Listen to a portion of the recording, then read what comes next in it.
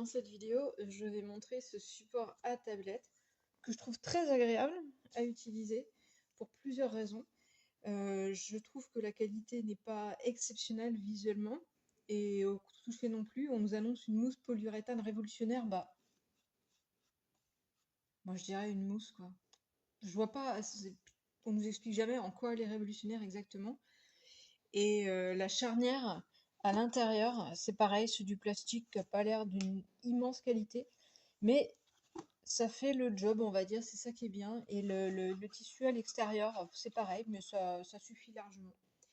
Alors, première chose, je trouve ce gris là clair plus joli que la couleur gris foncé, plus sympa. Et je préfère avoir mes écrans sur une couleur claire, donc ça c'est plutôt sympa.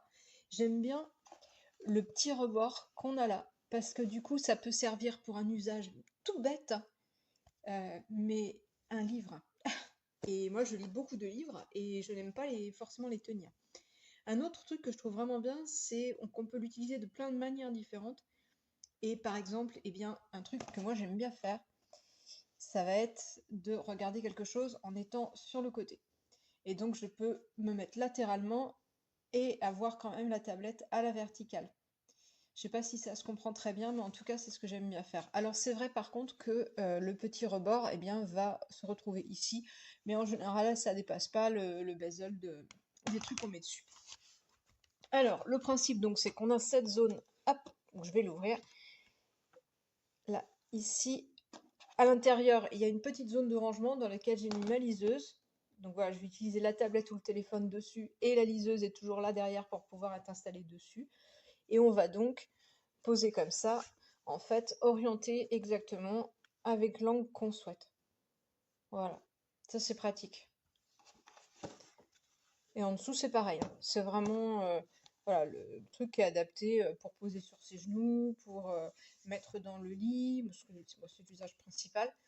Et donc dans le lit, eh bien, je vais installer l'appareil comme ceci, le maintenir en position verticale et pouvoir être sur le côté gauche tout en regardant. Et y compris, alors je dis ça, c'est pas pour regarder des films en fait, moi ça va être avec la liseuse typiquement.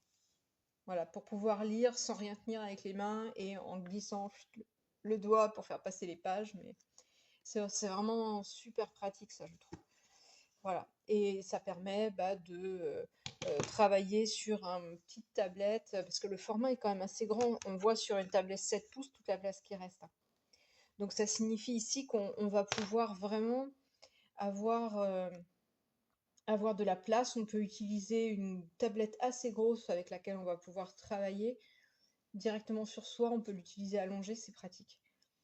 Donc, en gros, ce que j'en pense, c'est que pour moi, la qualité me semble pas extraordinaire, mais c'est un chouette gadget quand on utilise beaucoup ce type d'appareil, et notamment quand on utilise des appareils qui vont être utilisés des heures, comme la Kindle pour lire par exemple. Ça c'est vraiment pratique. Et moi du coup, même si d'autres personnes ont trouvé que c'était pénible, cette petite barre, d'abord elle tient l'appareil, et ensuite moi j'aime d'autant plus que j'arrive à poser des livres en format dessus, quoi. C'est pratique.